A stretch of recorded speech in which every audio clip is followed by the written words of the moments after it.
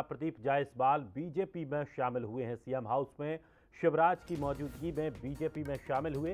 बता दें आपको कि प्रदीप जायसवाल वारासिवनी से निर्दलीय विधायक हैं। 1998 से 2013 तक 3 बार कांग्रेस के विधायक थे। 2018 में निर्दलीय चुनाव लड़ा था और अब वो बीजेपी में शामिल हो गए हैं। सीएम शिवराज सिंह चौहान ने उन्हें बीजेपी की सदस्यता दिलाई है। देश के मुख्यमंत्री शिवराज सिंह चौहान जी और हमारे संगठन के अध्यक्ष आदरणीय वी शर्मा जी के सामने आज मैंने भारतीय जनता पार्टी की सदस्यता ग्रहण की है।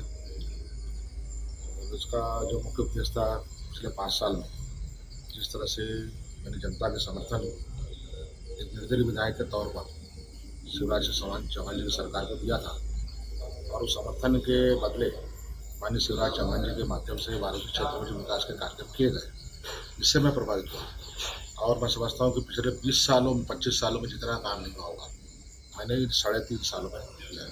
हम चाहते हैं विकास की गति रुकने ना पाए, इसलिए मैंने भारतीय जनता पार्टी आज मैंने सदस्यता ग्रहण की है, ताकि आने वाले समय पर माननीय शिवराज जी चौहान जी और सम्मान्य हमारे मोदी जी उनके नेतृत्व में हम वाराणसी खल्लांजी क्षेत्रों का आगे बढ़ा सकें। और चलिए जरा ये भी समझ लीजिए कि कौन है प्रदीप जायसवाल। वारासिवनी से विधायक हैं, निर्दलीय विधायक हैं। 2018 से पहले 3 बार कांग्रेस के विधायक भी रहे हैं। तो पिछले चुनाव में टिकट नहीं दिया गया था, उसके बाद निर्दलीय चुनाव लड़ा और चुनाव जीतकर विधानसभा पहुंचे। निर्दलीय चुनाव में उतरकर बीजेपी के प्रत्याशी को उन्होंने हराया। तो साल 1998 से 2013 तक लगातार 3 बार कांग्रेस के विधायक रहे हैं। 2013 में उन्हें बीजेपी के प्रत्याशी डॉक्टर योगेंद्र निर्मल ने हराया था। 2018 में कांग्रेस ने टिकट नहीं दिया तो कांग्रेस से उन्होंने बगावत कर दी और उसके बाद निर्दलीय चुनाव लड़कर जीत हासिल की है।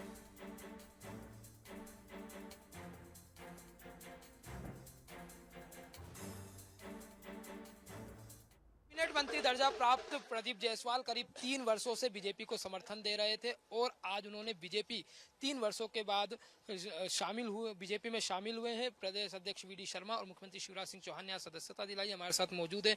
सर, लंबा समय लग गया बीजेपी की सदस्यता लेने में, क्या कारण? जी नहीं, लंबा समय नहीं लगा। मुझे जनता ने टिकट दी, जनता ने वोट दी और निर्दलीय विधायक बना मैं ट्रैक्टर छाप से। तो मैंने 5 साल पूरा अपना धर्म निभाया। निर्दलीय तौर पर विधायक का क्या कर्तव्य होता है वो मैंने पूरा 5 साल निभाया और 5 साल होने के बाद देखिए आपने आचार संहिता लग गई। अब मैंने नया चुनाव नए तरीके से नई परिस्थितियों से लड़ने का मैंने फैसला किया और मुझे आज की वर्तमान परिस्थिति में लगा मुझे भारतीय जनता पार्टी से लड़ना चाहिए, क्योंकि मेरा अनुभव जो उनके साथ 3.5 साल रहा है कि मैंने जनता का समर्थन उनको दिया सरकार चलाने के लिए और उन्होंने जब मेरे क्षेत्र चलाने के लिए मैंने सहयोग किया कि आज जो 25 साल में जो काम नहीं हो सकते थे, ऐसे सारे बड़े बड़े काम अरबों रुपए के काम मैंने क्षेत्र में कर डाला और ये काम का नतीजा है। 1.5 साल आपने कांग्रेस के साथ बिताए, तो उस दौरान कोई काम हो पाए थे कि नहीं हो पाए थे? बहुत शुरुआत की बात थी, उतने काम तो नहीं हो पाए थे 1.5 साल में। शायद सरकार को समझने में लग गया, सरकार के अंदरूनी जो झगड़े चल रहे थे उसके चलते काम नहीं हो पाए और वो अंदरूनी झगड़ों के चलते जो सरकार गई उससे हमारे जैसे जितने कार्यकर्ता थे गाँव के उनको बहुत निराशा हुई। तो मैंने उस परिस्थितियों में जनता ने वोट दिए, जनता ने टिकट दिए, तो जनता के बारे में सोचो, मैं पार्टी के बारे में क्यों सोचूं। और मैंने नई सरकार को समर्थन दिया शिवराज जी को बिना शर्त और उसके बदले जो सहयोग मिला उसका परिणाम है कि आज मैं दोबारा चुनाव लड़ने लायक मैं हूँ। आज पार्टी ज्वाइन करी, कोई बातचीत हुई है, मंत्री बनाया जाएगा या वापस आपको वाराणसी से टिकट मिलेगा, अन्य जगह से लड़ेंगे चुनाव? नहीं, लड़ने का तो कहीं कोई बात ही नहीं। वाराणसी खल्लांजी क्षेत्र से ही चुनाव लड़ा जाएगा।